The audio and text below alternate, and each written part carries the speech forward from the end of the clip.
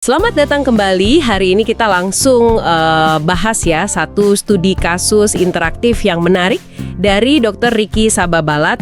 Fokusnya soal otitis media akut (OMA) pada anak. Ya, OMA ini kasus yang sering ya. Betul, dan sumber ini penting karena ini kan masuknya tingkat kompetensi SKDI 4. Artinya Anda diharapkan bisa ya mendiagnosis dan menangani kasus seperti ini secara mandiri sampai tuntas. Betul sekali, harus bisa sampai tuntas. Mari kita lihat detail kasusnya seperti apa.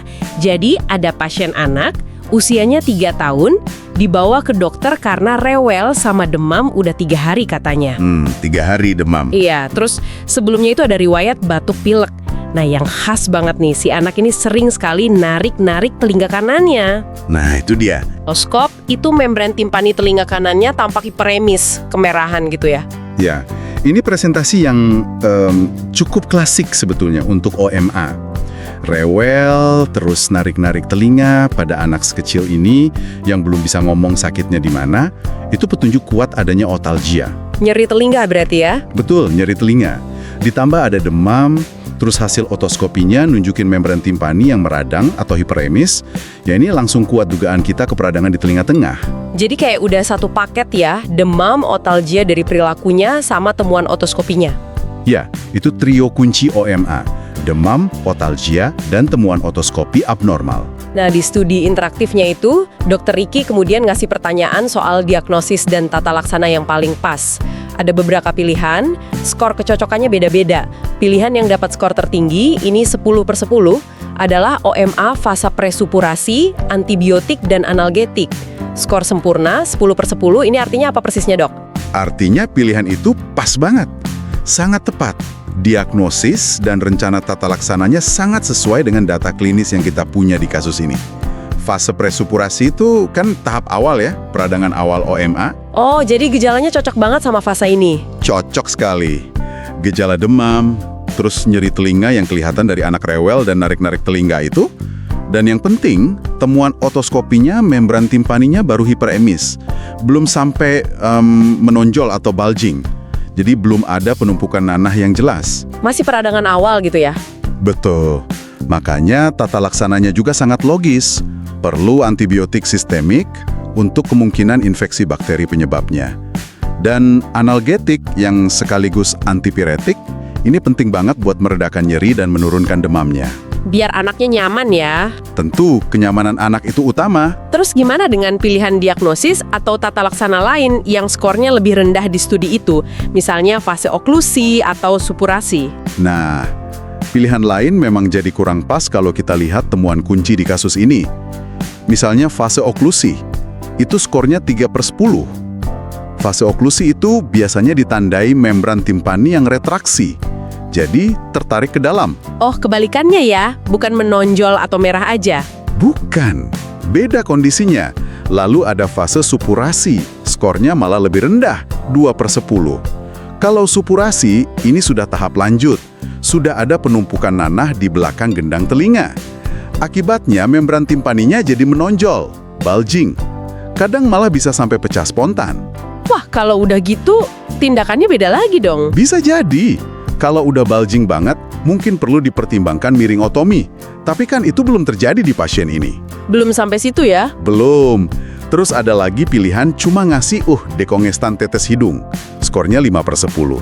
Ya jelas ini nggak cukup. Kenapa nggak cukup, Dok?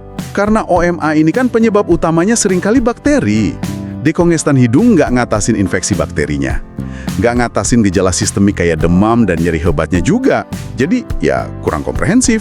Oke. Berarti memang kunci diagnosisnya ada di interpretasi hasil otoskopi itu ya. Harus bisa bedain mana yang sekedar merah karena radang awal, mana yang retraksi, mana yang udah bulging. Tepat sekali. Itu kunci membedakan fasenya. Jadi, untuk kasus ini, diagnosis yang paling kuat ya OMA di fase presupurasi. Dan penanganannya harus komprehensif, antibiotik sistemik. Biasanya kita pilih yang bisa mencakup bakteri umum penyebab OMA, kayak Streptococcus pneumoniae, Haemophilus influenzae, terus dikombinasikan sama analgetik atau antipiretik. Kombinasi ini penting? Analgetik ini berarti buat nyeri sekaligus demamnya ya? Iya. Seringkali kita pakai obat yang punya dua fungsi itu. penting sekali untuk kenyamanan anak. Tadi kan sempat disinggung ya soal anak yang narik-narik telinga itu. Dibanding rewel biasa, seberapa penting tanda nonverbal ini? Ini poin bagus. Pada anak proverbal yang belum bisa bilang, telinga saya sakit, perilaku spesifik seperti narik-narik telinga atau megang-megang telinga itu seringkali jadi tanda otalgia yang jauh lebih bisa kita andalkan. Lebih spesifik dari sekedar rewel ya? Jauh lebih spesifik. Rewel kan bisa karena banyak hal ya, tapi narik telinga itu lebih mengarah. Tentu saja, ini harus selalu dikonfirmasi dengan pemeriksaan fisik ya, terutama otoskopi. Di kasus ini kan jelas terlihat membran tipaninya hiperemis, jadi klop datanya. Baik, jadi jelas ya dari kasus Dr. Ricky Sababalat ini, kita bisa ambil pelajaran penting soal mengenali tanda-tanda awal OMA fase presupurasi ini, khususnya pada anak kecil, dan pentingnya kita memberikan tata laksana yang tepat sasaran, antibiotik, plus pereda nyeri dan demam. Benar sekali, penanganan yang cepat dan tepat itu krusial. Bukan cuma supaya anaknya cepat merasa lebih baik, tapi juga ini penting untuk mencegah potensi komplikasi. Oh iya, ada komplikasinya ya Oma ini? Ada, meskipun tidak sering terjadi ya untungnya. Tapi sumber ini juga mengingatkan kita bahwa infeksi telinga tengah itu kalau dibiarkan atau penanganan yang nggak adekuat bisa menyebar ke struktur sekitarnya. Bahkan ya, dalam kasus yang sangat jarang bisa menyebabkan kondisi serius seperti misalnya mastoiditis atau bahkan meningitis. Wah, serius juga ya? Iya, makanya ini menggarisbawahi lagi kenapa diagnosis dini dan tata laksana OMA yang adekuat itu sangat-sangat penting. Nah, setelah kita ulas bersama kasus ini, kira-kira nih, apa ya tantangan yang mungkin Anda lihat atau hadapi waktu mencoba menerapkan ini di praktek sehari-hari?